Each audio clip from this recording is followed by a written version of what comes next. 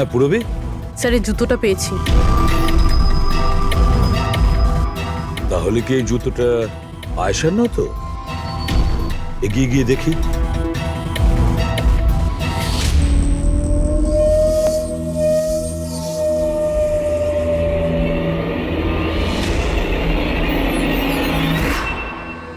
Sir, হ্যাঁ এই দেখুন স্যার।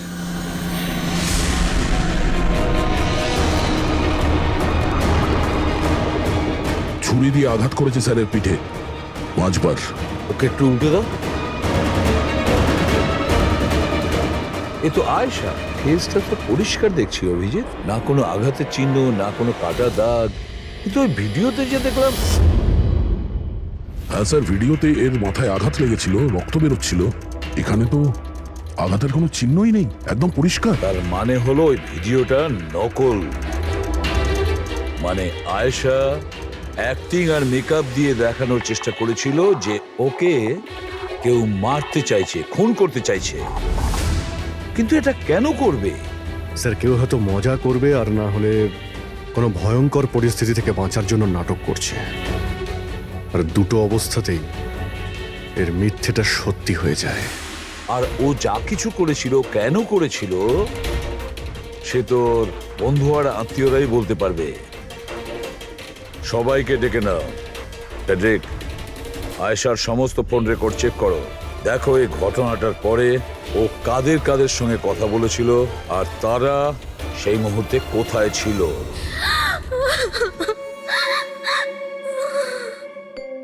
এরা আমাকে কেন ওকে দেখতে দিচ্ছে না? কি বাজে ভাবে মেরেছে আমার বোনকে।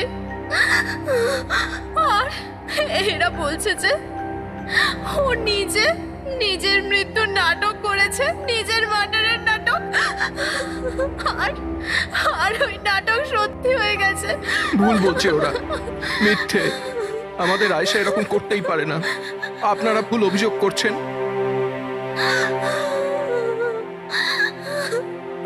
দেখুন, আপনার দুঃখ আমরা বুঝতে পারছি, কিন্তু এই অভিযোগ ভুল নয়, সত্যি। এটা আয়েশার ক্যামেরা থেকে যে থার্ড ক্লিপিংটা আমরা পেয়েছি, সেখানে আয়েশার মুখের উপরে অনেকগুলো ক্ষত চিহ্ন ছিল। কিন্তু যখন আমরা আয়েশার লাশটাকে পাই, তখন ওর মুখ আর গলা পরিষ্কার ছিল। কেন, কিভাবে? এই ভিডিওটাতে আয়েশা মজা করছিল না তো?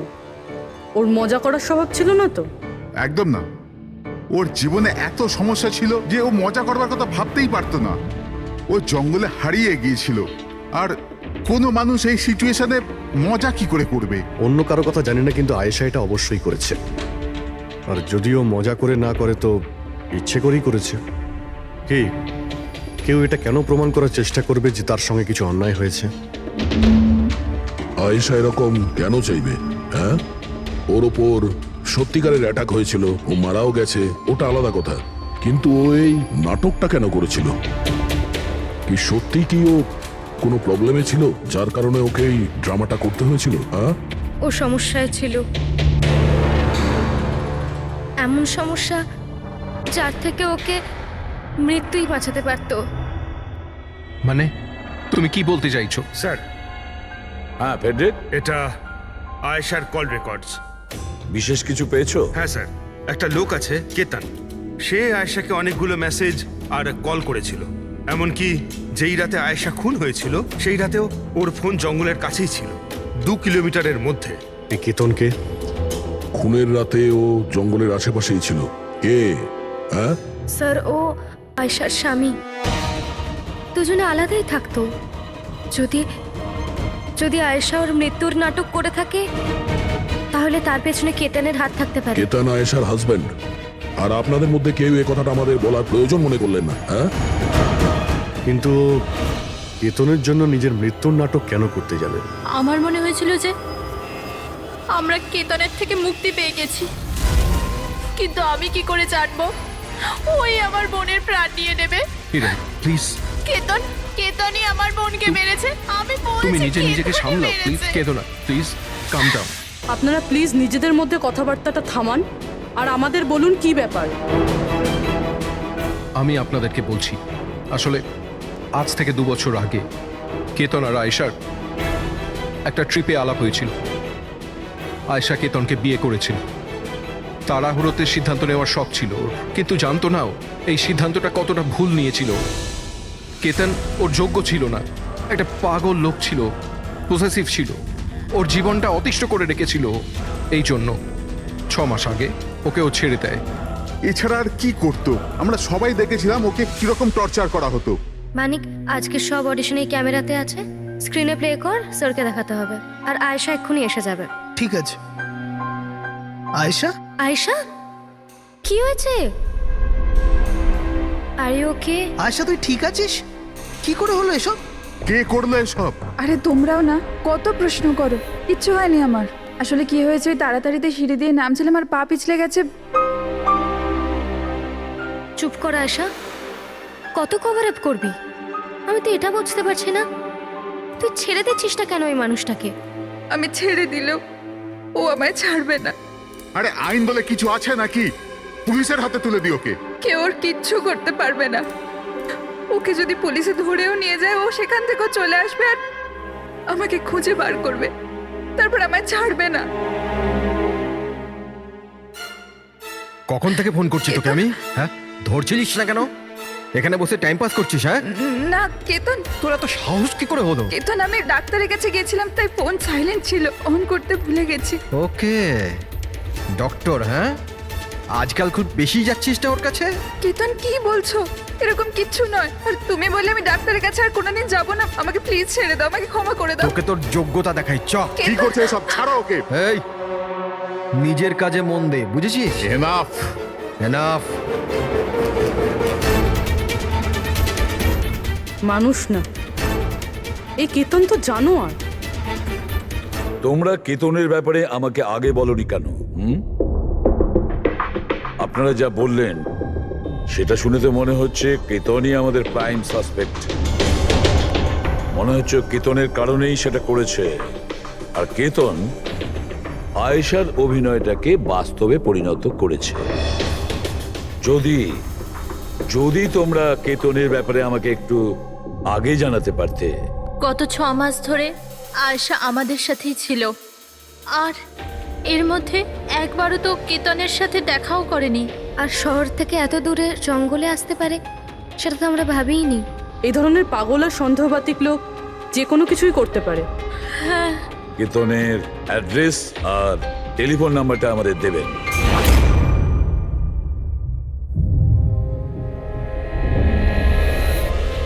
কেতন,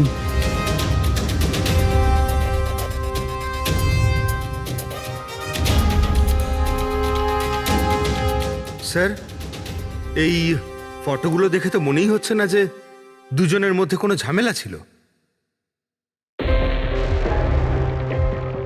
আপনারা? কেতন আয়েশার স্বামী। পুলিশ? সিআইডি। আপনারা কি করতে এসেছেন এবার? আমার আয়েশা চলে গেছে, আমার জীবন বরবাদ হয়ে গেছে। আপনারা কি চান আমার থেকে? ইনফরমেশন তোমার আর আয়েশার ব্যাপারে শুনেছি তুমি নাকি খুব বিরক্ত করতে ওকে। স্যার, আমি ওকে অনেক ভালোবাসতাম, নিজের থেকেও বেশি। সেই কারণে ওকে টর্চার করতে, মারতেও? হ্যাঁ, আমি কেন টর্চার করবো ওকে? তোমার কাছ থেকে বাঁচার জন্য কোর্টের কাছে সাহায্য চেয়েছিল, তাও তুমি ওকে বিরক্ত করা বন্ধ করনি। স্যার, মিথ্যে কথা এসব, এরকম কিছুই ছিল না। মিস্টার কেতন, রেকর্ড আছে আমাদের কাছে। তুমি বারবার ওকে ফোন করে আর মেসেজ করে হুমকি দিয়েছিলে। আর এটাও কাউকে বলেওনি, আমরা জেনে গেছি। আর তাছাড়াও গত 6 মাস ধরে তুমি হেরাল আর রোহানের ঘরের আশেপাশে ঘোরাফেরা করছিলে। আর যে রাতে আয়েশা খুন হয়েছে ওই রাতে তুমি ওই জঙ্গলেই ছিলে। এগুলো তোমার ফোনের লোকেশন থেকে পাওয়া গেছে। নিজের অপরাধটাকে লুকানোর চেষ্টা করো না, কোনো লাভ হবে না। আর এই ডবল মার্ডারে খুনিরও প্রচুর আঘাত লেগেছে। এই কি করে লাগলো তোমার? স্যার, এই আঘাতটা ওই দিন ঝোপেতেই লেগেছিল, কিন্তু এরকম কিছুই নয় যেটা আপনারা ভাবছেন। স্যার, আমি আয়েশাকে মারিনি। স্যার, আমি মানছি যে আমি ওই দিন জঙ্গলে গিয়েছিলাম, কিন্তু স্যার আমি তো শুধু ওর সাথে কথা বলার জন্য গিয়েছিলাম। স্যার, পুরো 6 মাস হয়ে গেছে, আমি ওকে দেখিনি পর্যন্ত। খুব মিস করতাম স্যার ওকে, ওর সাথে দেখা করতে চাইতাম, ওর সাথে কথা বলতে চাইতাম, যাতে ওকে বাড়িতে ফিরিয়ে আনতে পারি, যাতে আবার টর্চার করতে পারো। না স্যার, আমি বদলে গেছি স্যার। স্যার, আমি তো এটাই বলতে চেয়েছিলাম।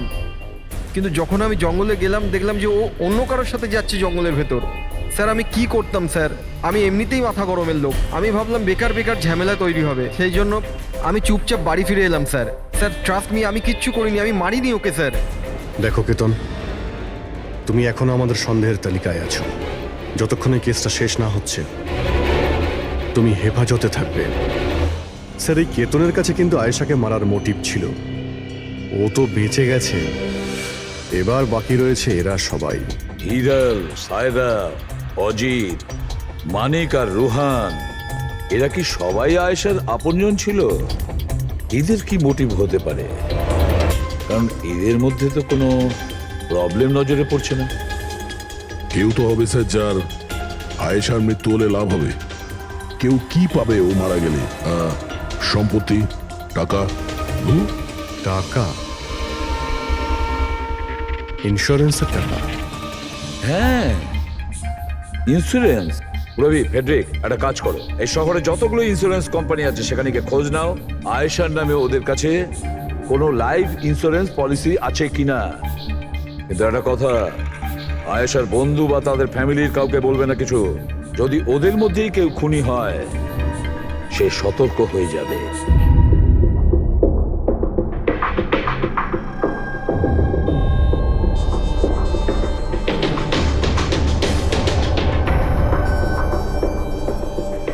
ওকে, থ্যাঙ্কস স্যার। হ্যাঁ ফেডরিক, আয়েশার অ্যাকাউন্টে মাত্র 1 লাখ টাকা আছে, কোনো ফিক্সড ডিপোজিট পর্যন্ত নেই। স্যার, তনিশা ইন্স্যুরেন্স প্রাইভেট লিমিটেডের কাছে আয়শার নামে একটা বীমা পলিসি রয়েছে 50 লাখ টাকার। ও আচ্ছা। আর এই টাকা আয়শার ভাগ্নি মানে ও দিদি আর জামাইবাবুর মেয়ে নিমিষা পাবে। আচ্ছা, তাহলে এই ব্যাপার। স্যার আসলে আপনারা কি চাইছেন? আমার যা জানা ছিল আমি সবকিছু বলে দিয়েছি। আর আপনারা জানেন আমার স্ত্রীর শরীর কতটা খারাপ, এখন আমার ওর সঙ্গে থাকা উচিত, আর আপনারা আমাকে এখানে আটকে রেখেছেন। স্যার বলার কি বাকি আছে? সব বলে দিয়েছি। অনেক কিছু বাকি আছে, তুমি একটু বেশি কথা বলো, সেই জন্য যা কিছু প্রশ্ন করব ঠিক তারই উত্তর দেবে। এই তোমার ওইখানে যে ফ্যাক্টরিটা আছে ওটা তো বাজেয়াপ্ত হতে চলেছে, এর লোন তুমি শোধ করতে পারোনি কি? হ্যাঁ, কিন্তু আপনারা এগুলো কেন জিজ্ঞাসা করছেন? আপনারা এগুলো কি করে জানলেন? প্রশ্ন নয়, শুধু উত্তর। আয়েশা তোমাদের সাথে তোমাদের বাড়িতেই থাকতো না? তাহলে 7 দিনে তুমি ওকে 41 বার কল করেছো কেন? বাহ বাহ বাহ, 7 দিনে 41টা কল এসেছে আয়েশা, দারুণ ব্যাপার। আর তার উপরেও তুমি অর্থ কষ্টে ভুগছিলে, তাই না? আর আয়েশার মৃত্যুর পরে তোমার ছোট বাচ্চা টাকা পেত 50 লক্ষ টাকা। আর ওই ছোট্ট নিরীহ শিশু সে কি করে জানবে 50 লাখের ধর্ম ও কিভাবে ব্যবহার করবে? আর ওই 50 লক্ষ টাকা তো ভোগ করতো বাচ্চাটার বাবা, মানে তুমি, রোহন। থামুন আপনারা, চুপ করুন। আপনাদের কথা মতো আমি আয়েশাকে মেরেছি স্যার। আমার ওপর 15 কোটি টাকার লোন আছে, 50 লাখে আমার কিচ্ছু হবে না। আমি আয়েশাকে মারবো। আর ওটা যা ওর শরীরের ওপর থেকে খুনির রক্ত পাওয়া গেছে, আপনারা দেখতে পারেন আমার গায়ে কোনো চোটই লাগেনি, কারণ আমি ওখানে ছিলামই না, আমি কাউকে খুন করিনি। সব ঠিক করা ছিল, প্রশান্ত সবকিছু সামলানোর কথা ছিল। কি সামলে নিত? হ্যাঁ, প্রশান্ত কি সামলে নিত? বলো, প্রশান্ত কি সামলে নিত? স্যার আমার ভুল হয়ে গেছে, আমার সবকিছু আপনাদের আগেই বলে দেওয়া উচিত ছিল। আমি ভয় পেয়ে গেছিলাম, খুব ভয় পেয়ে গেছিলাম। কোনটা বলার ছিল আগে? তাড়াতাড়ি বলো। আমি আয়েশার প্ল্যানে যুক্ত ছিলাম। আমরা শুধু ওকে মৃত দেখাতে চেয়েছিলাম, অ্যাকচুয়ালি ওর মরার কথা ছিল না। তার মানে আমাদের সন্দেহ ঠিক ছিল স্যার? সবকিছু ঠিক ছিল, ওই ভিডিওটা নকল ছিল, শুধু কেতনের থেকে বাঁচার জন্য ছিল। আর তুমিও এই প্ল্যানে জড়িত ছিলে। স্যার কেতন আয়েশার জীবন অতিষ্ঠ করে দিয়েছিল, ও বেচারি চুপ থাকতো, কাউকে কিছু বলতো না। স্যার একদিন লিমিট ক্রস করে গেল, সব সীমা ছাড়িয়ে গেল। ওর মনে হলো কেতন ওর জন্য কোনো বড় বিপদ হতে পারে, ও আমাকে বলেছিল। স্যার কেতন পাগল ছিল, পুলিশ বা ডিভোর্স ওর কেউ কিচ্ছু করতে পারতো না। আয়েশা ওটাকে পার্মানেন্ট মুক্তি পেতে চাইছিল, চিরদিনের জন্য। আমি হাঁপিয়ে গেছি জিজু। এখন তো ডিভোর্স আমাকে কেতনের থেকে বাঁচাতে পারবে না। যেটা আমায় ওই কেতনের হাত থেকে বাঁচাতে পারে সেটা শুধু আমার মৃত্যু।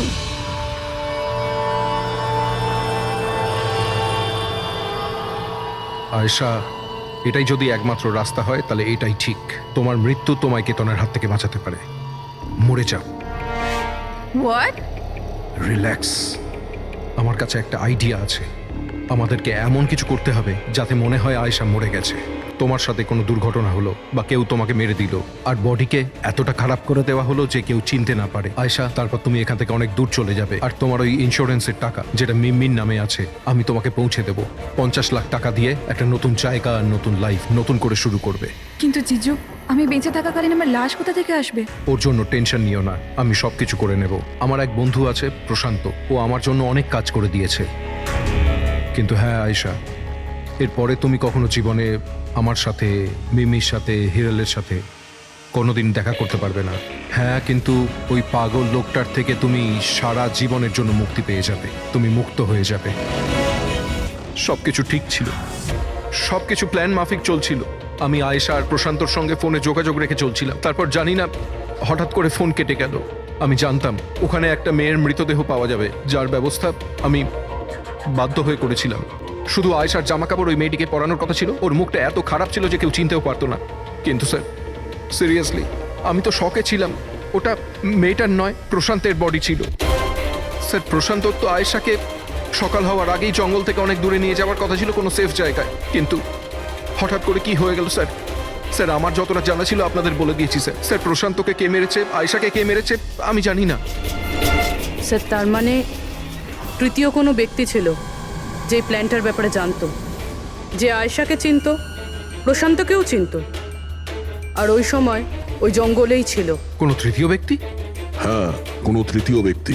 তোমার প্ল্যানের হিসাবে টেন্টে প্রশান্ত এবং আয়েশা থাকার কথা ছিল, কিন্তু টেন্টের পাশে একটা পাথরের উপর প্রশান্তর রক্ত পাওয়া গেল আর ওই টেন্টটা পেছন থেকে ফাটা ছিল। মানে আয়েশা টেন্টের সামনে থেকে যাওয়ার বদলে পেছন থেকে ছিঁড়ে বেরিয়েছে। মানে ও বিপদটা আগে থেকে বুঝতে পেরেছিল। হতে পারে ও প্রশান্তর সঙ্গে যা কিছু হয়েছিল সেটা দেখে ফেলেছিল। ইট ইজ ক্লিয়ার যে ওখানে কোনো তৃতীয় ব্যক্তি ছিল। ও প্রথমে প্রশান্তকে মেরেছে, তারপর আয়েশার পেছনে দৌড়েছে। কারেক্ট। যদি ভালো করে দেখা যায় তাহলে ওই রাতে জঙ্গলে এটাই হয়েছিল যে প্রশান্ত আর আয়েশা জঙ্গলে যায়। আয়েশা টেন্টের ভিতরে ঘুমোচ্ছিল আর প্রশান্ত বাইরে বসে আগুন জ্বালাচ্ছিল।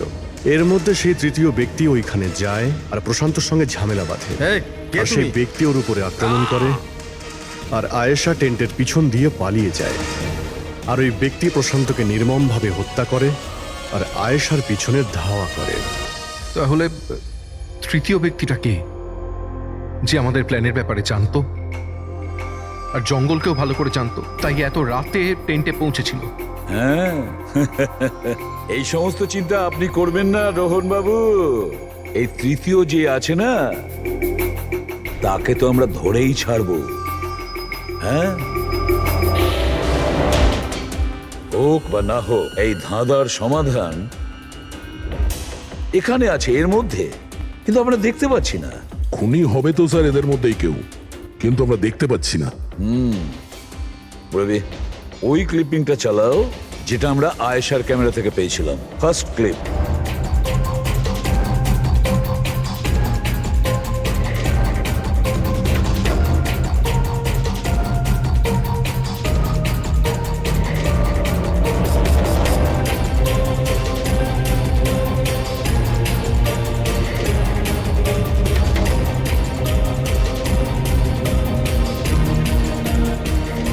ইয়েস, তুমি ঠিকই বলেছিলে, খুনি আমাদের সামনেই আছে, কিন্তু আমরা দেখতে পাচ্ছি না। একটা কাজ করো, সবাইকে জঙ্গলে ডেকে নাও, তখনই বোঝা যাবে। স্যার, এখনো আপনারা আমার ওপর সন্দেহ করছেন, যেখানে আমি আপনাদের সবকিছু সত্যি কথা বলেই দিয়েছি। স্যার, আমি আমার বউকে কেন মারবো স্যার? আমি তোকে ভালোবাসি স্যার। আমার বোনের খুনিকে খোঁজার বদলে আপনারা আমাদেরই জিজ্ঞাসাবাদ করছেন। আর ওর গায়েব হওয়ার খবর তো আমি হিরাল ম্যামকে দিয়েছি। আর আমরা যদি কিছু করতাম তো আমরা কেন ফোন করতাম? হ্যাঁ, কিন্তু কেউ তো আয়েশাকে খুন করেছে, আর কে খুন করেছে সেটা আমরা জানি। আয়েশাকে খুন তোমাদের মধ্যেই কেউ করেছে, তোমাদের মধ্যেই কেউ। আমাদের মধ্যে কে হতে পারে স্যার? এখনই জানতে পারা যাবে। রোহন, তুমি একটা কথা বলো।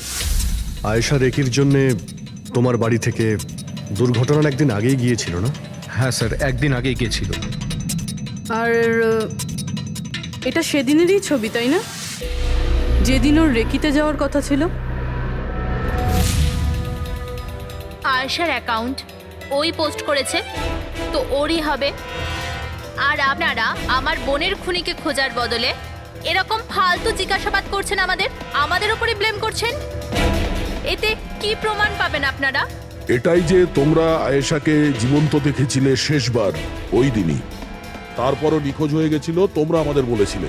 আচ্ছা, ও কি কি পরেছিল অপর্ণা, তুমি বলেছিলে, তোমার মনে আছে? হ্যাঁ, ও না স্কাই ব্লু কালারের টি শার্ট পরেছিল আর ব্ল্যাক কার্গো প্যান্ট ছিল। হাই পনিও করেছিল। আপনার তো নিশ্চয়ই মনেই আছে। হিরাল, তুমি কি করে জানলে আয়েশা মরার সময় কি কাপড় পরেছিল? বলো, আরে বলো না। কারণ সেই দিন এ জঙ্গলেই ছিল। এই প্রশান্তকে মেরেছে আর তারপর আয়শার পিছনে দৌড়োয়, ওর পিছু নেয় আর ওকে মেরে ফেলে। আর প্রশান্তকে মারার সময় তোমার গভীর আঘাতও লাগে। দেখাও। হত সারুন, আমার দূরে থাকুন। হ্যাঁ, আমার থেকে। একে তো আপনারা আমার বোনের খুনিকে খুঁজে পাচ্ছেন না, তার উপরে আমার ওপরে অভিযোগ দিচ্ছেন। হ্যাঁ, ব্যাস, অনেক অভিনয় করেছো, এবার ঠিক করে বলো, কেন মেরেছো তুমি আয়েশাকে? হ্যাঁ, আমি মেরেছি আয়েশাকে।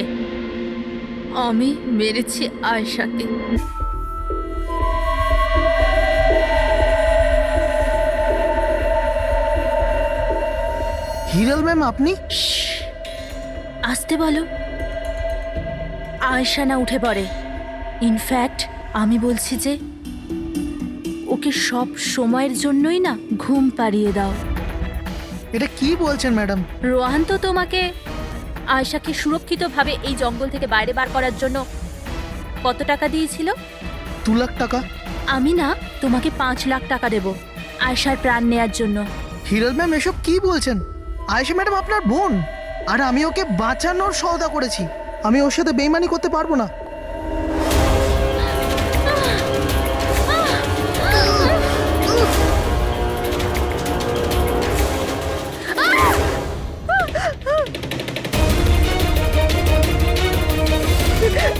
আয়েশা,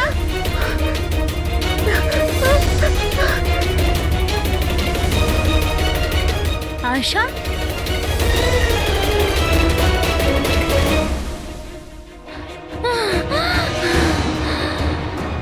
আয়েশা, আমার কাছে আয় আয়েশা। আমি তোকে বাঁচাতে এসেছি আয়েশা। ও তোকে ঠকাচ্ছিল আয়েশা। তোর ইন্স্যুরেন্সের টাকার জন্য তোকে মারতে চেয়েছিল আয়েশা। আমার বোন।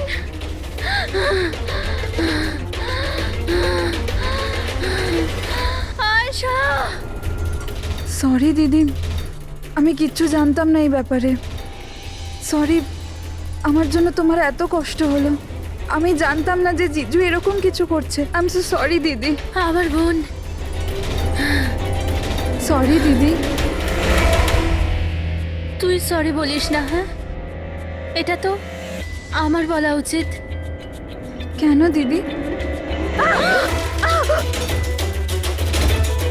I am sorry.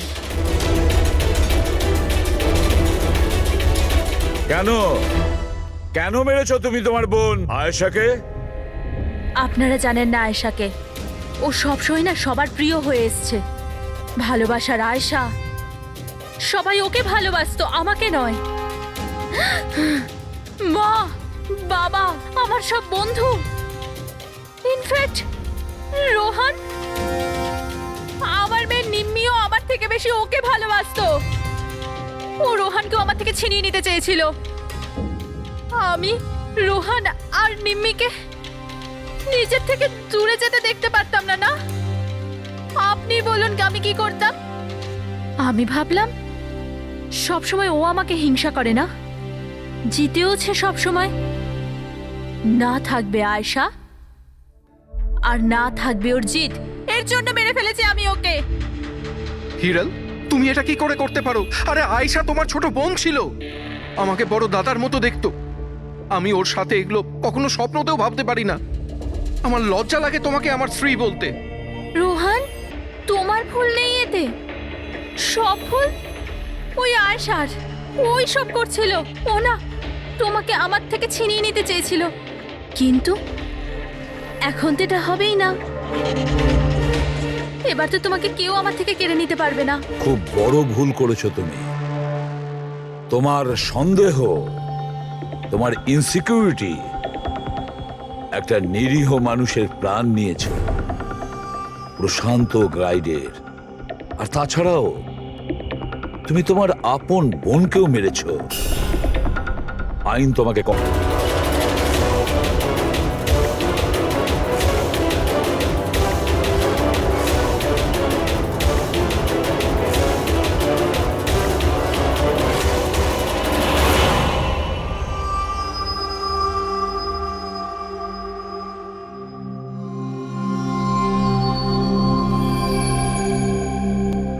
রিসর্ট কি বন্ধ হয়ে গেল? এর দেখভালের পুরো দায়িত্ব আমার ঘাড়ে এসে গেল। আর মালিকের এইটুকু বুদ্ধি তো থাকাই দরকার না? এত বড় রিসর্ট একলা মানুষ কি করে পরিষ্কার রাখবে? এই সুইমিং পুলটা একেবারে নোংরায় ভরে গেছে। যতই পরিষ্কার করো না কেন, দুদিন অন্তর ঠিক নোংরা হয়ে যায়, প্রতি দুদিন অন্তর। আরে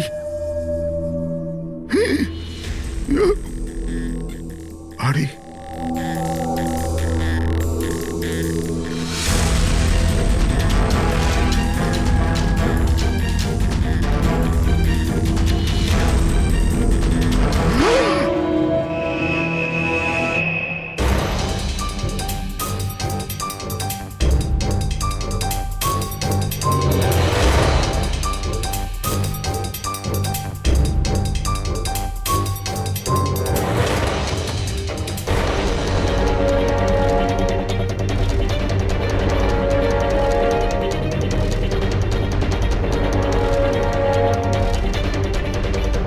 দেখো বাবলু, তুমি যদি কিছু না করে থাকো তাহলে ভয় পাওয়ার কোনো প্রয়োজন নেই। সিআইডি নির্দোষদের কখনো শাস্তি দেয় না, বুঝেছো? মনে হচ্ছে লাশ অনেকক্ষণ ধরে জলে আছে।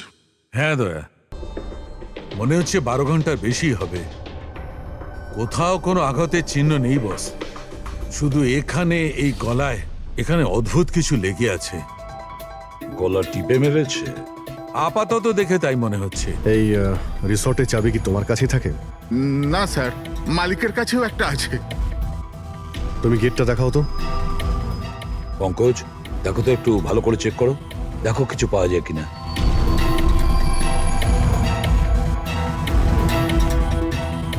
উল্টে দাও, উল্টে।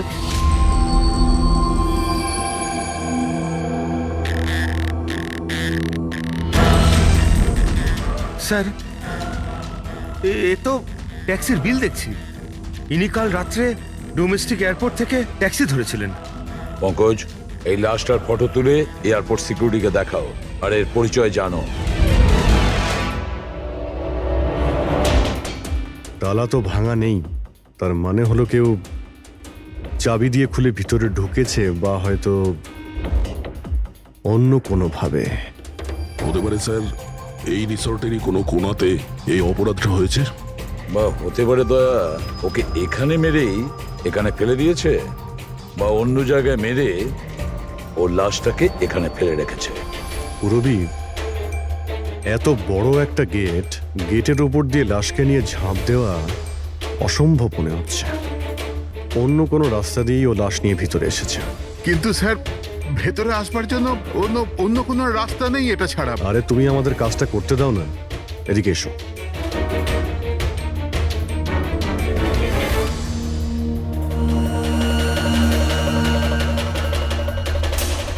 এই দেখো পুরবী, এখানে দেওয়াল ভাঙা রয়েছে, নিশ্চয়ই এখান দিয়ে এসেছিল এই খুনি। তাহলে তো স্যার এখান থেকে কোনো সূত্র পাওয়া যেতে পারে।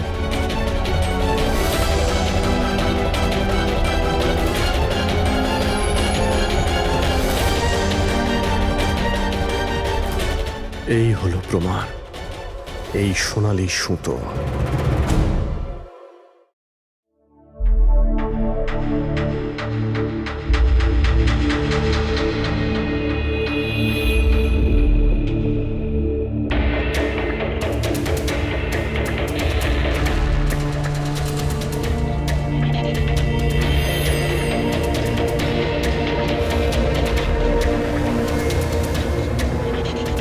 আশ্চর্য ব্যাপার, একটা অদ্ভুত জিনিস লেগে আছে এর গলার উপরে।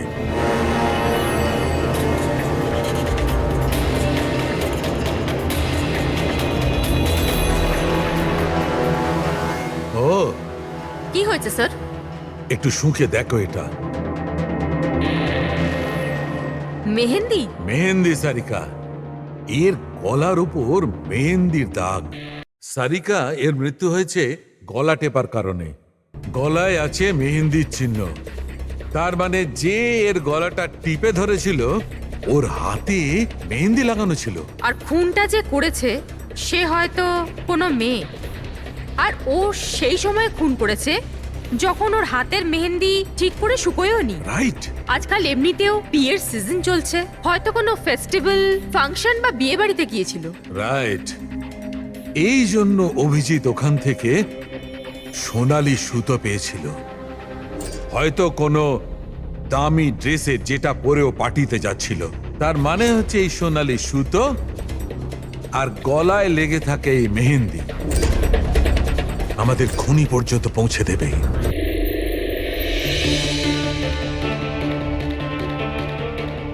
স্যার, এ হলো প্রীতি, শহরের খুব নামকরা মেহেন্দি এক্সপার্ট। দেখো মা, আমি চাই যে তুমি লাশটাকে দেখো আর এর গলায় যে মেহেন্দি লেগে আছে, যার দাগটা আমরা দেখতে পাচ্ছি, সেটার ব্যাপারে আমাদের ইনফরমেশন দাও। ডোন্ট ওয়ারি, ভয় পাবার কিচ্ছু নেই, আমরা সবাই এখানে আছি। ম্যাডাম, একজন খুনি বাইরে ঘুরে বেড়াচ্ছে, আপনি একটু সাহস করুন প্লিজ। আসুন। আমার মনে হচ্ছে কোনো মেহেন্দি পরা হাত এর গলাটা টিপেছিল। ভালো করে দেখুন একটু। আর কিছু মেহেন্দি ভিকটিমের চুলেও লেগে রয়েছে, মাথার পেছন দিকে। মেহেন্দির টেক্সচার খারাপ হয়ে গেছে, কিন্তু এটা মনে হচ্ছে যে এই মেহেন্দিটা হাত দিয়ে লাগানো হয়েছে। হাত দিয়ে? হ্যাঁ স্যার, বেশিরভাগ লোক আলাদা আলাদা ডিজাইন বানানোর জন্য স্টেন্সারের ব্যবহার করে। এই ডিজাইন স্টেনসিলে নয়, হাত দিয়ে করা হয়েছে। হ্যাঁ স্যার। আচ্ছা, আপনি প্লিজ 1 মিনিট এদিকে আসবেন।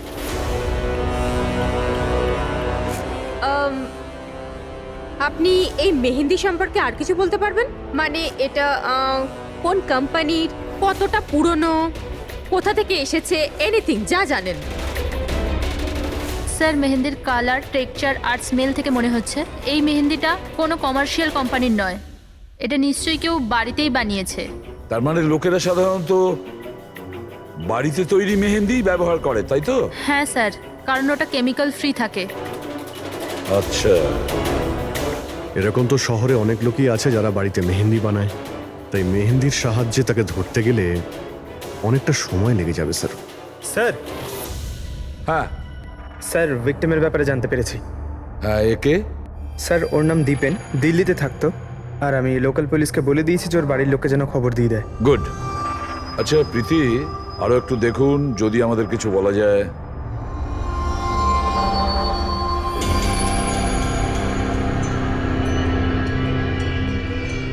এক মিনিট স্যার। স্যার, মেহেন্দির ডিজাইন থেকে আর একটা কথা বোঝা যাচ্ছে। সেটা কি? স্যার, ওই মেয়েটার ব্যাপারে, যার মেহেন্দি এর ঘাড়ে লেগেছে। ওই মেয়েটার বিয়ে এমন একটা ছেলের সাথে হচ্ছিল যার নাম আর দিয়ে শুরু হয়। আর লেটার দিয়ে শুরু? সেটা কিভাবে জানা গেল? বেশিরভাগ নতুন বউ যখন মেহেন্দি লাগায় তো নিজের স্বামীর ইনিশিয়াল লেটার হাতে লেখায়। তো স্যার, এটা সেই ইনিশিয়াল লেটার। হ্যাঁ বস, উল্টো আর লেখা আছে। আর তাহলে আমাদের খোঁজ নিতে হবে এই সপ্তাহে এই শহরে কটা বিয়ে হয়েছে আর কটা বিয়ে হতে চলেছে যেখানে পাত্রের নাম আর দিয়ে শুরু।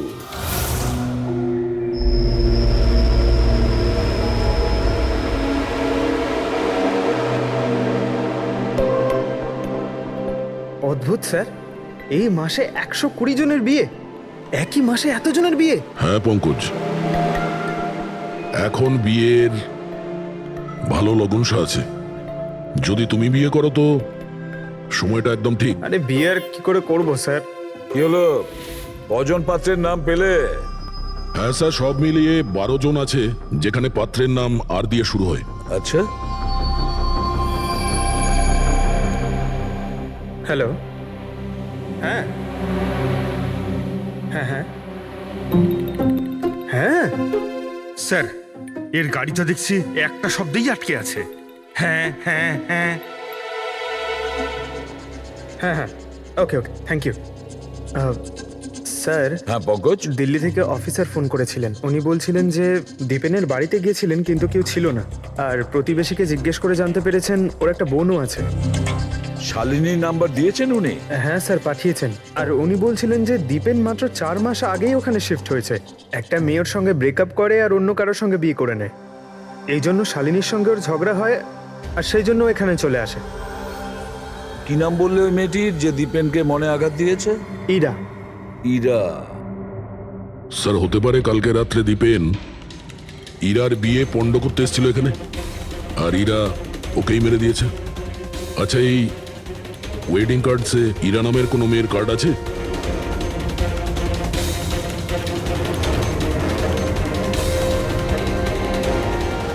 হ্যাঁ স্যার,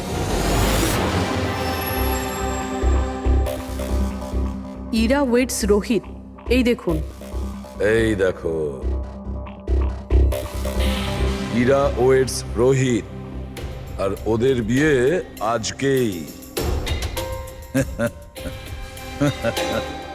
একটু ওই বিয়ে বাড়িতে গিয়ে দেখো কনের গায়ে মেহেন্দি কতটা রাঙিয়েছে। আপনারা সিআইডি থেকে এসেছেন তো যা খুশি তাই করবেন। আইনের নামে কারুর বিয়ে আটকাবার অধিকার কে দিয়েছে আপনাদের? না না, আমরা এখানে কারো বিয়ে থামাতে আসিনি। আমরা এখানে এসেছি তদন্ত করার জন্য।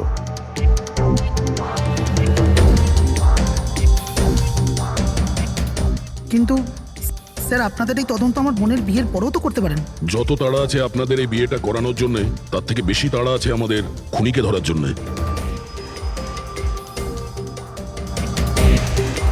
একে চেনেন আপনারা?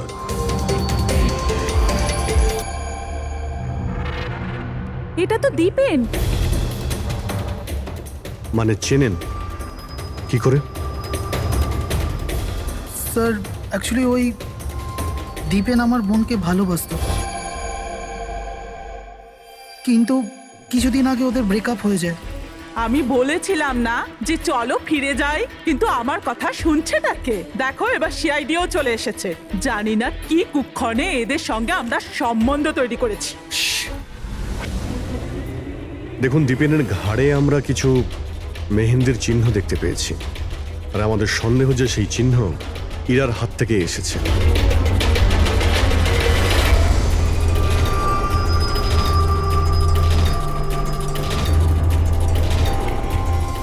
পুরবি, একবার দেখে নাও তো। ইরা, একবার একটু ওঠো তো। ম্যাডাম, কি করছেন আপনি? এখনো তোমার বউ নয়, ও এখন একজন সাসপেক্ট। আমাদের সন্দেহের তালিকায় আছে। আমাদের সন্দেহ যে দীপেনকে খুন করেছে। ইরা এসব কি বলছে? মানে কি? তোমার হাতটা দেখাও।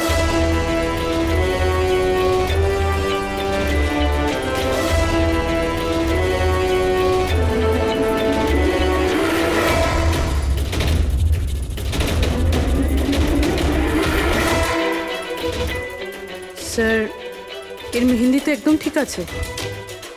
আরে তাহলে দীপেনের গলায় যে মেহেন্দির দাগ ছিল সেটা কার হাতের ছিল? পুরবি, তুমি ওর ঘোমটাটা একবার তোলো। স্যার,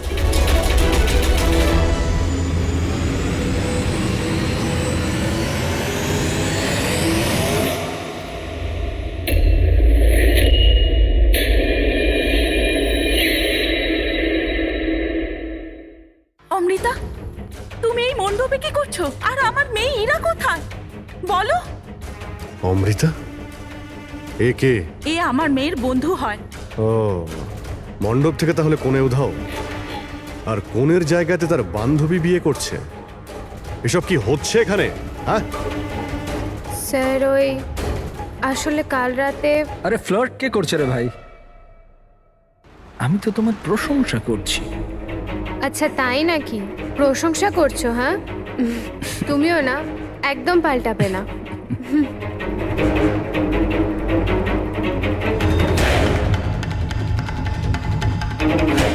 এই লোকটা কি জ্বালা। অমৃতা, অমৃতা শোনো। কার্তিক, কি হলো? ওই আমি এক্ষুনি দীপেনকে দেখলাম, ও ইরাকে টেনে নিয়ে যাচ্ছিল।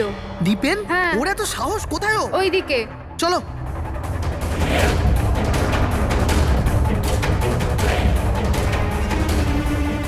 কোথায় গেল এরা দুজন? কি জানি।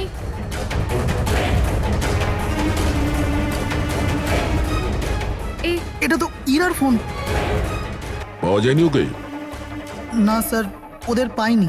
তো দীপেন এখানে এসেছিল আর ইরাকে জোর করে নিয়ে গেছে, কিডন্যাপ করে। স্যার, কিডন্যাপ তো বলা যায় না, কিন্তু কিডন্যাপ বলা যাচ্ছে না মানে? ওই অমৃতা, এটা একটা মার্ডার কেস, আর সিআইডির কাছ থেকে কিছু লুকোনোর চেষ্টা করলেও সেটা খুব খারাপ হবে। অমৃতা, যা জানো সত্যি সত্যি বলো। স্যার, স্যার সত্যি তো এটা যে ইরা এই বিয়েটা করতেই চাইছিল না। ও তো দীপেনকে ভালোবাসতো। ও তো শুধু বাড়ির লোকেদের চাপে পড়েও এই বিয়ের জন্য রাজি হয়েছিল। অমৃতা, চুপ করো। আমি তো আগে থেকেই জানতাম এরা হলো 420। আর কি কি রহস্য রয়েছে যা এখনো সামনে আসতে চলেছে? এখানেই বলবেন নাকি সিআইডি ব্যুরোতে গিয়ে চা খেতে ইচ্ছে করছে? হ্যাঁ স্যার, ব্যাপারটা হলো গত কমাস ধরে আমার ব্যবসা ঠিকঠাক চলছে না, আমার প্রচুর লোকসান হয়ে যাচ্ছিল। সুশীল বাবু আমার বিজনেসটাকে স্টেবল করবার জন্য প্রচুর সাহায্য করেছে। তো নিজের মেয়ের বিয়ের ডিল করেছিলেন আপনি, যাতে আপনার ডুবে যাওয়া বিজনেসটা আবার ভালো মতো দাঁড়িয়ে যায়, কি? তাই ইরা উধাও হয়ে যাওয়ার পর অমৃতাকে এই মণ্ডপে বসিয়েছেন যাতে কোনোভাবেই এই বিয়েটা না আটকায়। বাহ। আর অমৃতা, তুমি এই পুরো ষড়যন্ত্রে এত সহজেই যোগদান করলে? আমি এসব কিছুই জানতাম না। আমাকে তো কার্তিক বলেছিল যতক্ষণ ইরাকে পাওয়া যাচ্ছে না আমি এখানে বসে থাকি। এখনই তো 7 পাক হতো, তারপর বিয়েও করে নিতে আমাকে ঠকিয়ে। না, আমি মণ্ডপ থেকে বেরোতেই যাচ্ছিলাম, আর তখনই সিআইডি এখানে চলে এলো, আর সত্যি সবার সামনে চলে এলো। অর্ধেক সত্যি তো সামনে এসছে, আর বাকি অর্ধেক সত্যি সামনে আসবে যখন এটা জানা যাবে যে দীপেনকে মারার পর ইরা কোথায় চলে গেছে। আমার মেয়ের উপর মিথ্যে অপবাদ দেবেন না স্যার। ও তো দীপেনকে ভালোবাসতো, ও কেন খুন করবে ওকে? যদি আপনার মেয়ে নির্দোষ হয় তাহলে ও বাড়িতে ফিরে আসেনি কেন? দীপেন খুন হওয়ার পর থেকে ও নিখোঁজ হয়ে গেছে।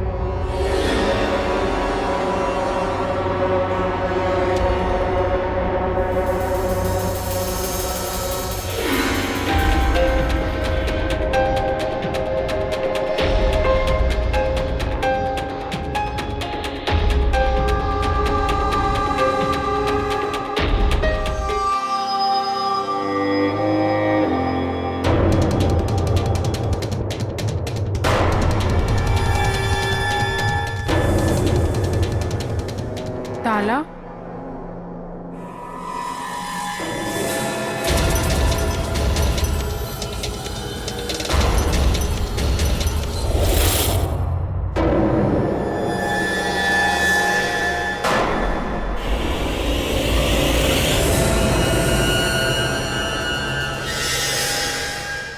দেখো বস, ইরা নিজের মেহেন্দি পরা হাত দিয়ে দীপেনের গলা নিশ্চয়ই ধরেছিল, কিন্তু দীপেনের মৃত্যু ইরার হাতে হয়নি। দীপেনের মৃত্যু হয়েছে কি করে? এর গলার উপর এই যে মেহেন্দির চিহ্ন আছে, যখন পরিষ্কার করলাম তখন দেখলাম আর একটা দাগ আছে। এই দেখো, এইটা। আর এই চিহ্নটা হচ্ছে কোন দড়ির, যার কারণে দীপেনের মৃত্যু হয়েছে। তার মানে দীপেনের মৃত্যু গলায় দড়ি দিয়ে টানার কারণে হয়েছে। কিন্তু যদি ইরা খুন না করে তাহলে ইরা কোথায়? আচ্ছা, এমনটা নয় তো যে ওকেও কোনো ক্ষতি করা হয়েছে? স্যার, একটা কথা কিছুতেই মাথায় ঢুকছে না। যদি ইরা এই খুনটা না করে থাকে তাহলে করলো কে? এই খুন হয়তো ইরার বাড়ির লোকেদের মধ্যেই কেউ করেছে।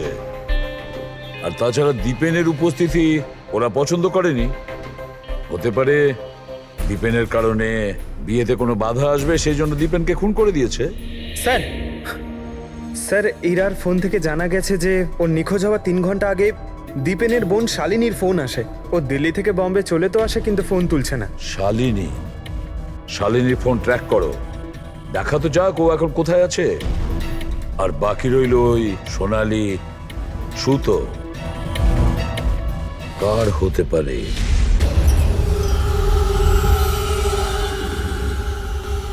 আমাকে আপনারা বলবেন এসবের মানেটা কি? আর আপনারা এই মেহেন্দি অনুষ্ঠানের জামা কাপড়গুলো এনেছেন কেন? দেখুন, আমরা কিছু সোনালি সুতো পেয়েছি ক্রাইম সিন থেকে, আর ওই সোনালি রঙের সুতো যার কাপড়ের সঙ্গে ম্যাচ হয়ে যাবে, খুনি সেই। ইরাকে সন্দেহ করছিলেন, কি ওই সন্দেহ দূর হয়ে গেছে? হ্যাঁ, আপাতত তো ধরে নিন যে ওই সন্দেহটা দূর হয়ে গেছে, কারণ দীপেনের মৃত্যু দড়ি দিয়ে শ্বাসরোধ করে হয়েছে, ওই মেহেন্দি লাগানো হাতে নয়। তার মানে আপনাদের এটা মনে হচ্ছে যে খুনি আমাদের মধ্যে থেকে কেউ বোধহয় করেছে? কারেক্ট। এখন শুধু সেটাই দেখতে হবে যে ওই সোনালি রঙের সুতো কার কাপড়ের সঙ্গে ম্যাচ করে। আশ্চর্য, রেশমের ছোট ছোট টুকরো থেকে আপনারা এত বড় একটা সিদ্ধান্ত নেবেন। জানি না ওই টুকরোটা ম্যাচ করবে কিনা। অদ্ভুত কথা তো আপনি বলছেন রাজন বাবু। আপনার হঠাৎ খুব অসুবিধা হচ্ছে? উল্টে আপনার খুশি হওয়ার কথা যে আমরা আপনার মেয়েকে এবারে সন্দেহ করিনি।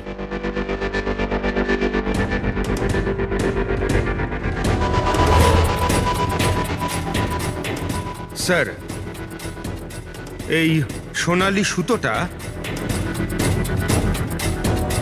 রাজেনের পাঞ্জাবির সাথে ম্যাচ করে। স্যার এই দেখুন, সুতোটা এইখান থেকে ছিঁড়েছে।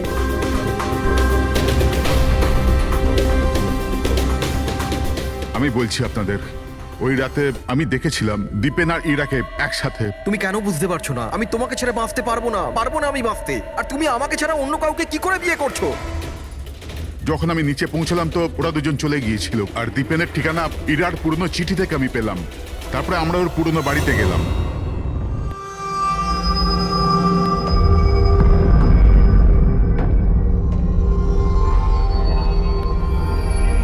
এ কি, দীপেন এখানে? ইরা ইরা ইরা ইরা ইরা ইরা মা!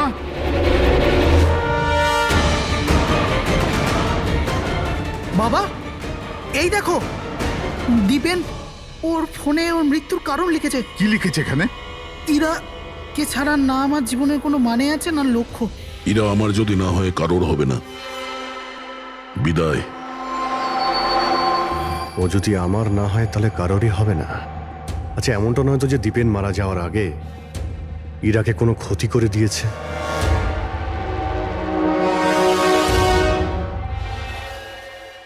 হ্যাঁ পঙ্কজ, হ্যাঁ, দীপেনের বোন শালিনীর মোবাইল ফোন ট্র্যাক হয়ে গেছে।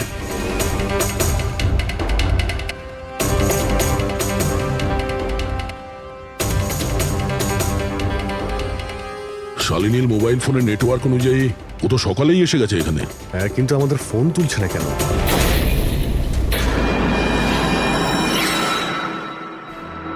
ব্লাস্ট! শালিনী, শালিনী, শালিনী, শালিনী, শালিনী, শালিনী!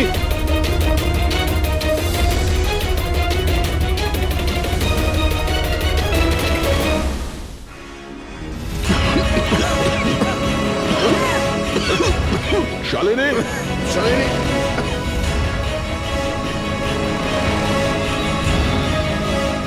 শালিনী, শালিনী!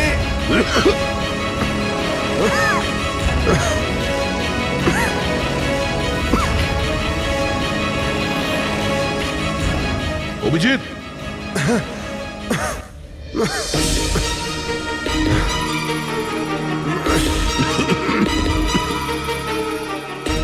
অভিজিৎ সাবধানে। কে ওখানে?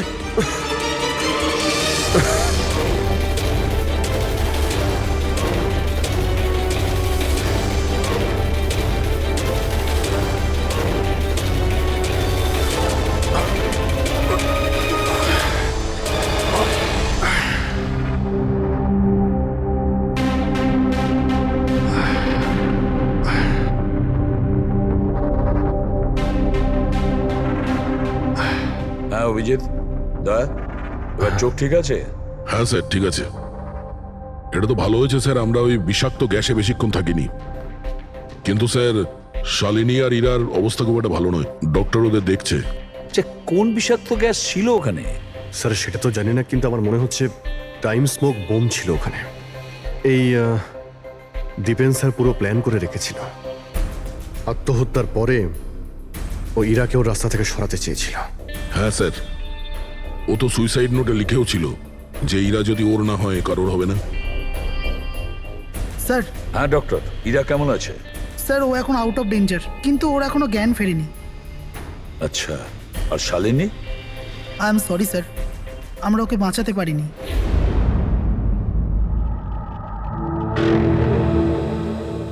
স্যার স্যার এই দীপেন শুধু নিজের প্রাণ নেয়নি, বরং বরং ওর বোনের মৃত্যুরও কারণ হয়েছে। সেটাই তো। হ্যাঁ শাহরুখে বলো। আচ্ছা ঠিক আছে, আমরা আসছি। কি হয়েছে স্যার? শাহরুখে বলছিল দীপেন আত্মহত্যা করেনি।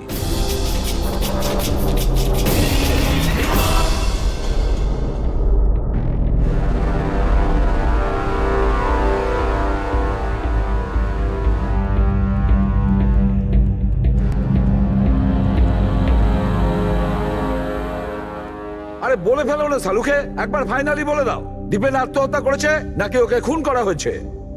বস আমি জানি যে তোমরা খুবই বিরক্ত হচ্ছ, তোমাদের মনে হচ্ছে শালুকে কোনো কথাই বলছে না। কখনো বলছে ইরা দীপেনকে হত্যা করেছে, কখনো বলছে যে দীপেনের হত্যা ইরা করেইনি, কখনো বলছে দীপেন আত্মহত্যা করেছে, কখন বলছে দীপেন আত্মহত্যা করেনি। কিন্তু আমি কি করব ভাই, এই কেসটা সূত্র খুব অল্প অল্প করে আসছে। আরে স্যার, যে প্রমাণ পেয়েছেন সেটা নিয়ে কিছু বলুন না। দেখো বস, যখন কোনো মানুষকে ফাঁসির দড়িতে ঝোলানো হয় আর যখন দড়িটায় টান পড়ে তখন ও শ্বাস বন্ধ হতে থাকে, আর তখন সে শ্বাস নেওয়ার জন্য ছটফট করে, তার ঘাড়টা নড়তে থাকে, আর ঘাড় নড়ার কারণে ফাঁসটা চেপে বসে, আর ওর ঘাড়ের ঠিক পেছন দিকে ওই ফাঁসির দড়ির গিঁটের চিহ্নটা দেখা যায়।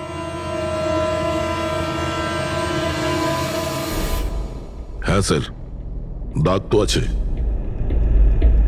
আর স্যার এর ঘাটটা এইভাবে হেলে রয়েছে কেন? এটা কিসের জন্য? হ্যাঁ, এর ঘাটটা হেলে আছে কারণ এ আগেই মারা গেছে। যদি একজন মৃত ব্যক্তিতে ফাঁসিতে ঝুলিয়ে দেওয়া হয় তবে ও শ্বাস নেওয়ার জন্য ছটফট করবে না, আর সেই জন্যে ওর ঘাড়ের পেছনে গিঁটের চিহ্নটা পাওয়া যাবে না। না, এর পিছনে তো কোনো চিহ্ন নেই। কারণ ঘাড়টা গিঁটের সংস্পর্শে আসেনি। তুমি নতুন কি আর বললে? আমরা কি এগুলো জানি না? দেখো শালুকে, তুমি শুধু এটা বলো, দীপেনের ঘাড়ের পিছনে ফাঁসির দড়ির গিঁট আছে, হ্যাঁ কিংবা না? দীপেনের ঘাড়ের পেছনে দড়ির গিঁটের চিহ্ন নেই। এসো আমি দেখাচ্ছি। এই দেখো বস, দীপেনের ঘাড়ের ওপর কোনো চিহ্ন নেই। ও, তার মানে খুনি আমাদের ভুল বোঝাচ্ছিল, আগে থেকেই মরে যাওয়া লোককে ঝুলিয়ে দিয়েছে যাতে মনে হয় আমাদের সুইসাইড করেছে। অনেক লম্বা প্ল্যানিং করেছিল। এমন কেউ রয়েছে যে দীপেন আর ইরা দুজনকেই মারতে চেয়েছিল। আর ওই সুইসাইড নোট, সেটাও খুনি লিখেছে। হ্যাঁ স্যার, দীপেনের সুইসাইড নোট দীপেন নিজে লেখেনি। আমি এই মেসেজের অ্যানালাইসিস করিয়েছি একজন লিঙ্গুইস্টিক এক্সপার্টকে দিয়ে। ডক্টর সারিকা, এই লিঙ্গুইস্টিক এক্সপার্ট কি হয়? স্টাইলোমেট্রি নামের একটা শিল্প হয়। যেমন ধরুন, যেমন প্রত্যেক মানুষের আঙ্গুলের ছাপ আলাদা আলাদা হয়, ঠিক তেমনই তার হাতের লেখা স্টাইল, তার ধরন আলাদা আলাদা হয়। প্রত্যেকটা মানুষের লেখার ধরন আলাদা। কেউ অক্ষরগুলোকে একটু ছোট ছোট লেখে, কেউ অক্ষরগুলো বড় বড় লেখে, মাঝখানে অনেকটা ফাঁকা থাকে, কেউ একদম সোজা লাইনে লেখে, কেউ এবড়ো খেবড়ো লেখে। কিছু লোক প্রত্যেকটা অক্ষরের পরে কমা দেয়, যেমন ফ্রেডি দিয়ে থাকে। সবার লেখার ধরন আলাদা আলাদা। এক্সপার্ট এগুলোও বলতে পারেন? শুধু এটুকুই নয়, এক্সপার্ট এটাও বলতে পারে যে টাইপ করেছে সে নারী না পুরুষ। তাহলে সারিকা, ওই সুইসাইড নোট দীপেন লিখেছে কি না? না স্যার, আমি দীপেন আর ইরা দুজনের ফোনসে চেক করেছি, তো আমি একজনের সম্পর্কে জানতে পেরেছি যার লেখার ধরন এক্স্যাক্টলি সুইসাইড নোটের সঙ্গে ম্যাচ করছে। এই যে সেই মেসেজ, এই মেসেজেও সুইসাইড নোটের মতো প্রত্যেকটা সেন্টেন্সের মাঝে 3টে ডট আছে। প্রত্যেকটা সেন্টেন্স শর্ট আর ক্রিস্প, আর প্রত্যেকটা মেসেজ হয় গুড বাই না হলে বিদায় লিখে শেষ করা হয়েছে। যেভাবে ওই সুইসাইড মেসেজে বিদায় লেখা হয়েছিল, এখানে গুড বাই লেখা হয়েছে। আচ্ছা, তার মানে হলো আমরা সেই খুনিকে খুঁজে পেয়েছি।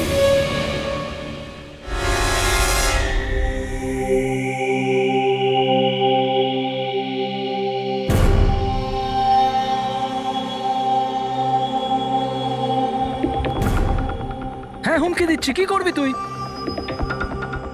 সিআইডির সামনে কাউকে হুমকি দেওয়া ভালো কথা নয়। কিন্তু আমি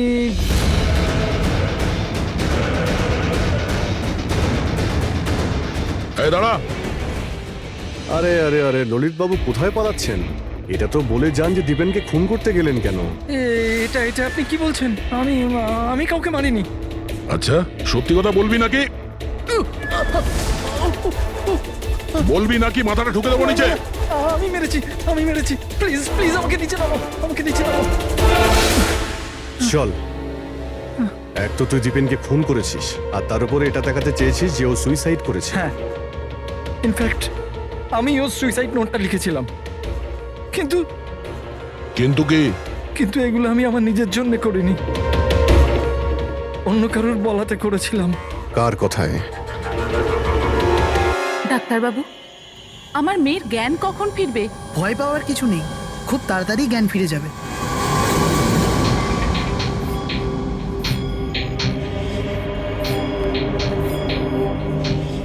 ললিত,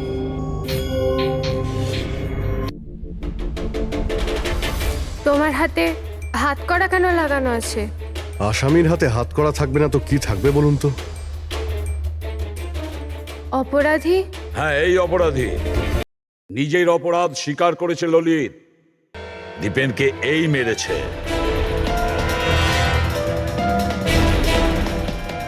ললিত, এনারা সবাই কি বলছেন, আর তুমি কেন করলে এইসব? দেখলেন স্যার, অবাক হওয়ার কি সুন্দর অ্যাক্টিং করছে এরা। যেখানে সত্যি এটাই যে ললিতকে খুন করতে বলার আসল অপরাধী এখানে এই রুমে উপস্থিত আছে। হ্যাঁ,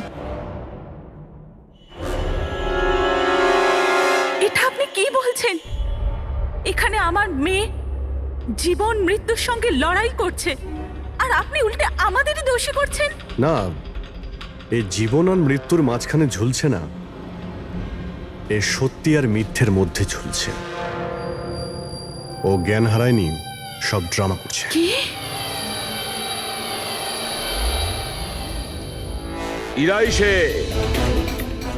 ইরাই ললিতকে বলেছে দীপেনকে মেরে ফেলার জন্য। এই কি সব কথা বলছেন আপনারা? অবস্থা দেখুন এর। আপনাদের মনে হয় যে এ জেনে শুনে বিষের কন্ট্যাক্টে গেছে? স্যার, ইঞ্জেকশন লাগিয়ে দিই? হ্যাঁ হ্যাঁ, নিশ্চয়ই, তাড়াতাড়ি। এটা কিসের ইঞ্জেকশন লাগাচ্ছেন আপনারা? সত্যি কথা বলার, এই ইনজেকশনে একটা কেমিক্যাল আছে যেটা শরীরে যেতেই মানুষ সত্যি কথা বলতে শুরু করে।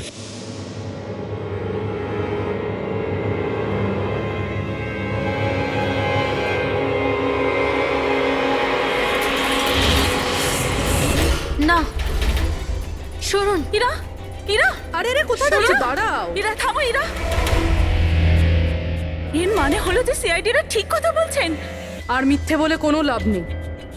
এই ললিত তোমার মুখোশ খুলে দিয়েছে। এটা কি করলে ললিত? নিজে ফাঁসছিলে, তার সাথে সাথে আমাকেও ফাঁসিয়ে দিলে। এরা এই প্রতিজ্ঞাটাই তো আমরা করেছিলাম ভালোবেসে, যে আমরা একসাথে বাঁচবো আর একসাথে মরবো।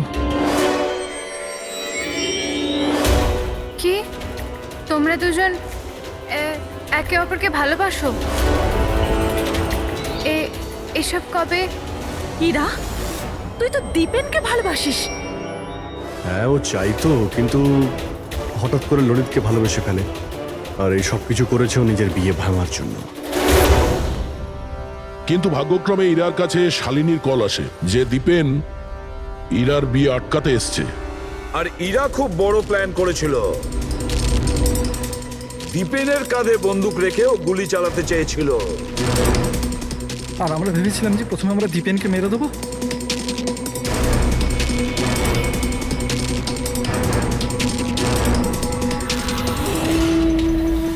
আর অনেক দূরে গিয়ে তোমরা ঘর বাঁধবে, কিন্তু ভুলে গিয়েছিলে তোমরা যে অন্যায়ের পথে কখনো সাফল্য আসে না, বুঝেছো? আমাদের প্ল্যান একদম ঠিকঠাক চলছিল, কিন্তু বাবা আর কার্তিক এসে আমাদের প্ল্যানে জল ঢেলে দিল।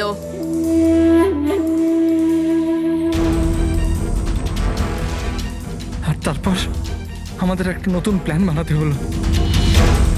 আর ওই নতুন প্ল্যানেও আমার মরার অ্যাঙ্গেলটা ছিলই। বোমের ব্যবস্থা হয়ে গেছে। তুমি বোম ঠিক করে চেক করেছো তো? হ্যাঁ হ্যাঁ, করে নিয়েছি। কিছুক্ষণের মধ্যে বোম ফেটে যাবে। আর লাশের বন্দোবস্ত করেছো? হ্যাঁ, অসুবিধা ছিল, কিন্তু কিছু টাকা দিয়ে ওই লাশটাও পেয়ে গেছি। ব্যাস, তাহলে হয়ে গেছে কাজ। আমি লাশকে আবার নিজের জামা কাপড় পরিয়ে দেবো, আর যখনই বোম ফাটবে তখন সবার মনে হবে যে দীপেনের সাথে সাথে আমিও মরে গেছি। আচ্ছা, আমি বোমটা চেক করেছি। ওকে,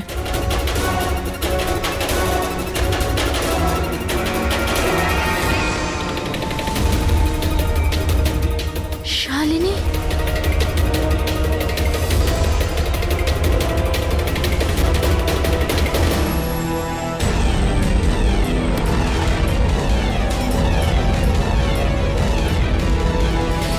আর সেই কারণে তুমি শালিনীকে মেরে ফেলেছো। তো আর কি করতাম? সব দেখে নিয়েছিল, কোনো উপায় ছিল না।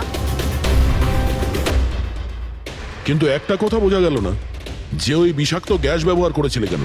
বিষাক্ত গ্যাস দিয়ে তো মুখ বদলে যাবে না ওই মর্গের মৃত লাশটার? হ্যাঁ, তাহলে তুমি এটা কি করে ভাবলে যে আমরা ওটাকে তোমার লাশ ভাববো? আমরা বিষাক্ত গ্যাস ব্যবহার করতে চাইনি। আমরা ওই বাড়িটাকে বোম দিয়ে ওড়াতে চেয়েছিলাম, কিন্তু এই ললিত ভুল করে কি বোম নিয়ে এসেছিল যেটা ফাটলই না, ফুস হয়ে গেল। আর এর আগে আমরা আরেকটা বোমের ব্যবস্থা করতাম, আপনাদের গাড়ি আসার আওয়াজ আমরা শুনতে পেলাম। তখন আমাদের প্ল্যানটা চেঞ্জ করতে হলো। আর ও আমাকে ওখানেই বেঁধে চলে গেল, যাতে সবার মনে হয় যে অপরাধ আমি করিনি, আমার সাথেই হয়েছে। আর তারপর আমি বাড়ির অন্য একটা দিকে গিয়ে লুকিয়ে পড়লাম, যেখানে কোনো গ্যাস ছিল না। আর তারপর আমি ওখান থেকে প্রাণ বাঁচিয়ে পালালাম। আমরা এটা চাইছিলাম যে আপনাদের যাতে মনে হয় এই সমস্ত কাজকর্ম দীপেন করেছে। ও নিজে তো আত্মহত্যা করে নিল, কিন্তু ইরাকে মারতে অসফল হয়েছিল। নিজেদের জীবনটাকে সুন্দর করবার জন্যে একটা নয়, দুটো নয়, তিনটে প্ল্যান করেছিলে তোমরা, আর দুটো নিরীহ লোকের প্রাণও নিয়েছো তোমরা। এবার জেলের গড়াদের পেছনে পৌঁছতে পৌঁছতে প্ল্যান তৈরি করো ফাঁসি থেকে নিষ্কৃতি পাওয়ার জন্য।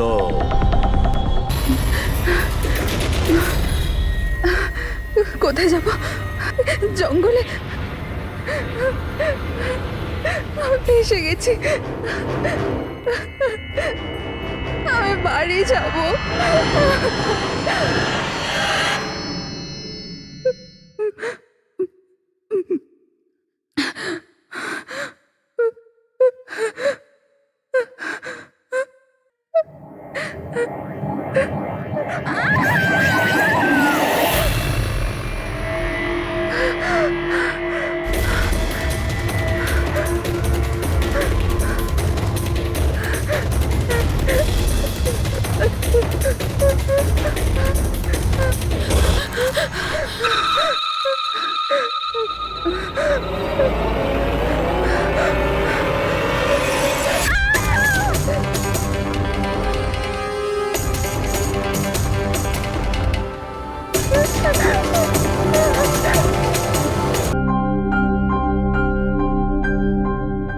হ্যালো হ্যালো, আপনি কি হিরাল বলছেন? হ্যাঁ, আমি হিরল বলছি। আপনি কে? আমি মানিক। আমি আয়েশার সাথে কাজ করি। এখানে একটা বড় প্রবলেম হয়ে গেছে। প্রবলেম? আয়েশার সাথে কি হয়েছে? দেখুন, ও জঙ্গলে কোথাও হারিয়ে গেছে। ওকে খুঁজেও পাচ্ছি না, আর ফোনেও পাচ্ছি না। আর আমাদের ভয় হচ্ছে যে ওর কিছু হয়ে যায়নি তো।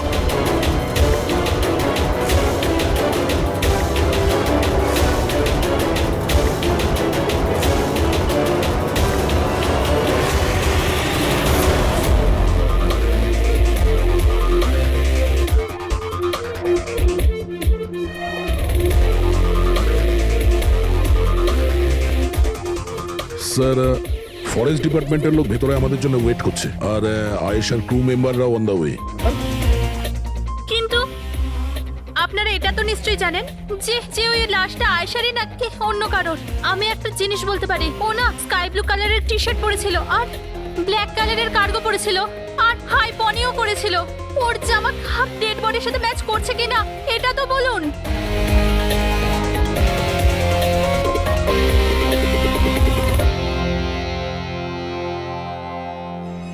ও, আপনি সেই অফিসার? Yes sir.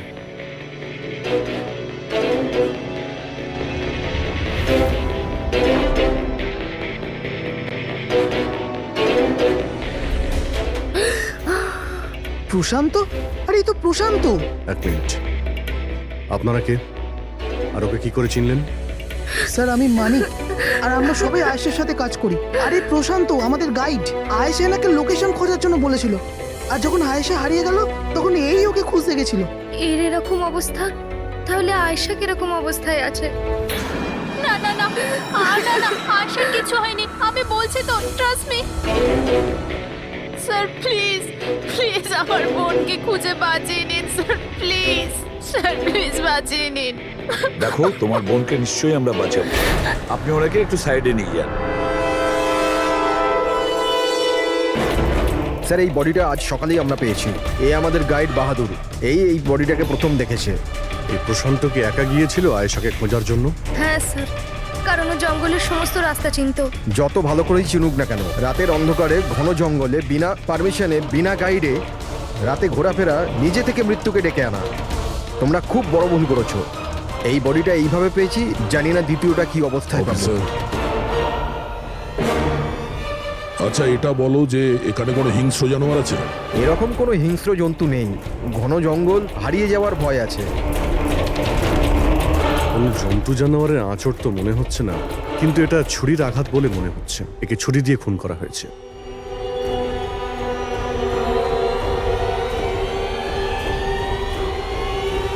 স্যার, হ্যাঁ পূরবী, স্যার এই ক্যামেরাটা পেয়েছি এখানে। এটা তো আয়েশার ক্যামেরা। হ্যাঁ স্যার, এটা আয়েশা 3 দিন আগে কিনেছিল। এটা চালিয়ে একবার দেখো তো।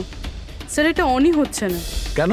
এটার ব্যাটারি ডাউন স্যার, আর আমাদের কাছে ডিভাইসও নেই এটা চিপ ইনসার্ট করার জন্য। ও মাই গড। আপনারা এইসব শেষ করুন, এগুলো পরে করবেন, আগে আমার বোনকে খুঁজুন। আপনারা বুঝছেন না কেন হারিয়ে গেছে? আমরা খুঁজবো। অনেক বড় জঙ্গল ম্যাডাম, কমসে কম 2 দিন লাগবে পুরো জঙ্গল খুঁজতে। হ্যাঁ স্যার, সূর্যাস্ত হওয়ার পর আমরা কিচ্ছু করতে পারবো না। আপনারা সার্চিং শুরু করে দিন, বাহাদুর আপনাদের নিয়ে যাবে।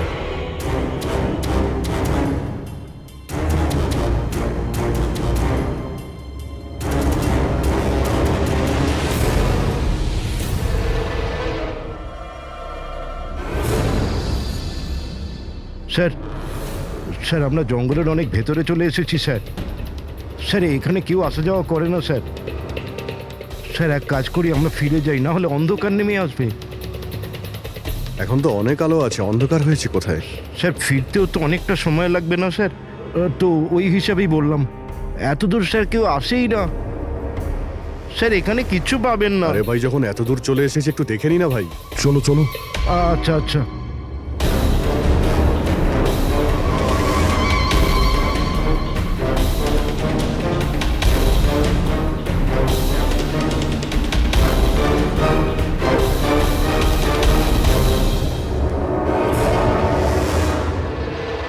তোমরা এই জঙ্গলে ফিল্মের শুটিং করতে এসেছিলে, আর শুধুমাত্র আয়েশাই নিখোঁজ হলো, আর তোমরা ওকে খোঁজার চেষ্টাই করনি। স্যার আমরা খুব ভয় পেয়ে গিয়েছিলাম, আর এখানে ওয়েব সিরিজ শুট করার আইডিয়া আয়েশারই ছিল।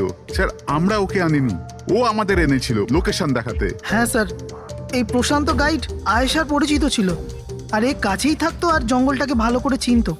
আর আমরা তো রাত্রিরে থাকার পর সকালে বেরিয়ে পড়তাম, সবকিছুই ঠিকঠাক চলছিল, লোকেশনও পেয়ে গেছিলাম।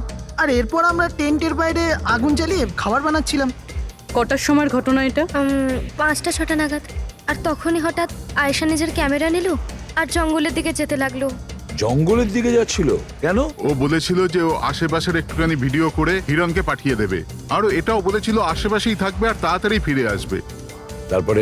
তারপর অনেকক্ষণ পর্যন্ত যখন ও এলো না, তখন আমাদের মনে হলো যে কিছু গন্ডগোল আছে। এর আগে আমরা কিছু করতাম কি সেখানে প্রশান্ত চলে এলো, ও জানতে পারলো তো ও নিজেই খুঁজতে চলে গেল।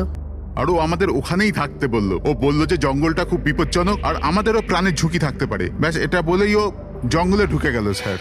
তার মানে ওই প্রশান্ত আর ফিরে আসেনি, আর তোমরা পালিয়ে গেছো এখান থেকে নিজেদের বাঁচাতে। না স্যার, আমরা ওখানেই ছিলাম যখন চিৎকারটা শুনলাম। 15-20 মিনিট পর্যন্ত একটা মেয়ের। স্যার স্যার ওই চিৎকার শুনে আমরা খুব ভয় পেয়ে গেছিলাম, আর তারপর আমরা ওখান থেকে পালিয়ে গেলাম। স্যার, আমরা খুব বড় ভুল করে ফেলেছি। চিৎকারটা শুনে আমাদের এখান থেকে পালানো উচিত হয়নি, আয়েশাকে সাহায্য করা উচিত ছিল। সত্যিই তোমরা একটা বড় ভুল করেছো। আয়েশার চিৎকার শুনে যদি তোমরা জঙ্গলে ঢুকতে, আয়েশা এখন আমাদের সঙ্গে থাকতো, আর প্রশান্ত ও হয়তো বেঁচে যেত। তুমি তো বলছিলে যে এত ভেতরে জঙ্গলের কেউ আসতে পারে না, এটা কি? স্যার আমি জানি না, কিন্তু এটা আমাদের ডিপার্টমেন্টের কখনোই নয়। জঙ্গলের মধ্যে টেন্ট, দেখছি এর ভেতরে কে আছে।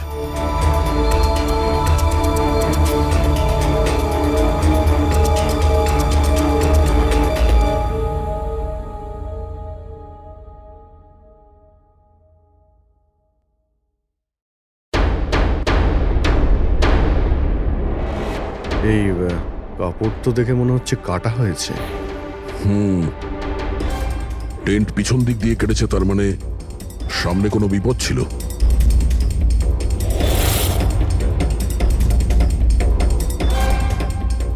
ছুরি, এটা দিয়েই কাটা হয়েছে।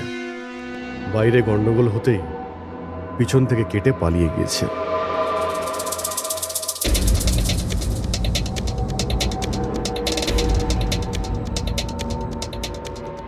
রাতে থাকার পুরোপুরি বন্দোবস্ত ছিল এখানে, বনফায়ার। এই আলু এখানে দেওয়া হয়েছিল। স্যার এত ভেতরে এত রাত্রে থাকার মতন কেউ পাগলই হবে স্যার, না হলে এত ভয়ঙ্কর জঙ্গলে রাতে থাকার কথা ভাববে কে? কোনো নেচার লাভার না কোনো খুনি। এই দেখো,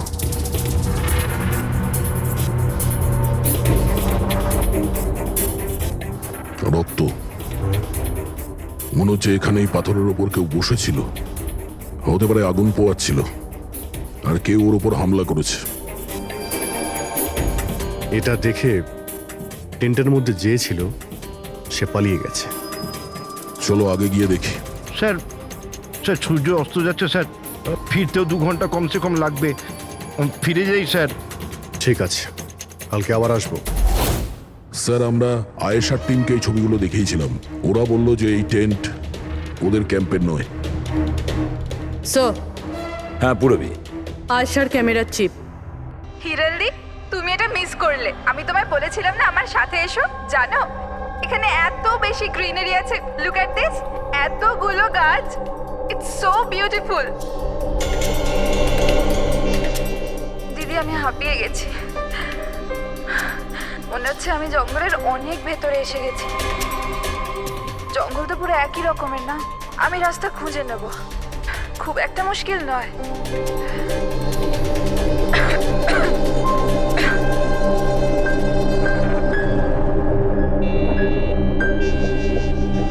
কেউ আছে নাকি ওখানে? কে ওখানে?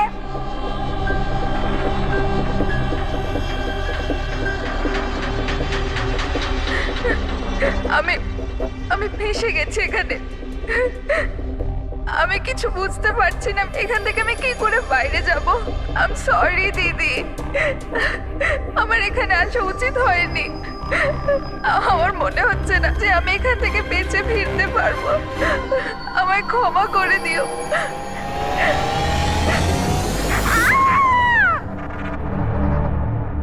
অভিজিৎ, যে কোনো পরিস্থিতিতে এই মেয়েটাকে ওই জঙ্গল থেকে উদ্ধার করতে হবে আমাদের।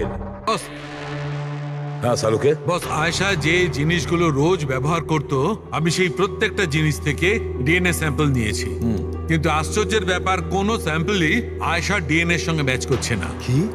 কিন্তু হ্যাঁ, খুনির ব্যাপারে একটা খুব গুরুত্বপূর্ণ সূত্র পেয়েছি। সেটা কি স্যার? বস এই ডিএনএ প্রোফাইলটা দেখো। এই দুটো ডিএনএ প্রোফাইলই দুটো আলাদা আলাদা লোকের, কিন্তু অদ্ভুত ব্যাপার হচ্ছে যে দুটো প্রোফাইলই আমি একই লোকের শরীর থেকে পেয়েছি, প্রশান্ত শরীর থেকে। প্রশান্তর শরীর থেকে? হ্যাঁ বস। সেটা কিভাবে? প্রশান্তর মৃত্যু অগণিত ছুরির আঘাতের জন্য হয়েছে, আর ওর শরীরে যে খাবার চিহ্নটা আছে সেটা আসল নয়, তৈরি করা হয়েছে নকল। আর সবচেয়ে আশ্চর্যের ব্যাপার হচ্ছে যে প্রশান্তের লাশের থেকে আমি ওর রক্ত ছাড়া আরো কারো রক্ত পেয়েছি। এখন এই রক্তটা কোনো পুরুষের না নারীর সেটা আমি বলতে পারবো না, কারণ ওই রক্তটা প্রশান্ত রক্তের সঙ্গে মিশে গেছে। কিন্তু একটা কথা ঠিক বস, এই রক্তটা তখনই বেরিয়েছে যখন প্রশান্ত রক্ত বেরিয়েছে। অভিজিৎ, দয়া, নিশ্চয়ই এটা খুনিরই রক্ত। খুনি প্রশান্তর ওপর হামলা করে আর তখন নিজেকে বাঁচানোর জন্য প্রশান্ত ওর সঙ্গে মারামারি করে, আর খুনির রক্ত প্রশান্ত শরীরে লেগে যায়। তবে খুনিরও গুরুতর আঘাত লেগেছে, সামান্য আঘাতে এত রক্ত বেরোবে না তার। তার মানে খুনির শরীরে এখনো আঘাতের চিহ্ন থাকা উচিত। আরো একটা কথা বস, কি? টেন্টের পাশে যে পাথরের উপর রক্তের ছাপ ছিল সেই রক্তটা প্রশান্তরই। তার মানে পুরো ব্যাপারটাই ওই তাঁবুর আশেপাশে ঘটেছে।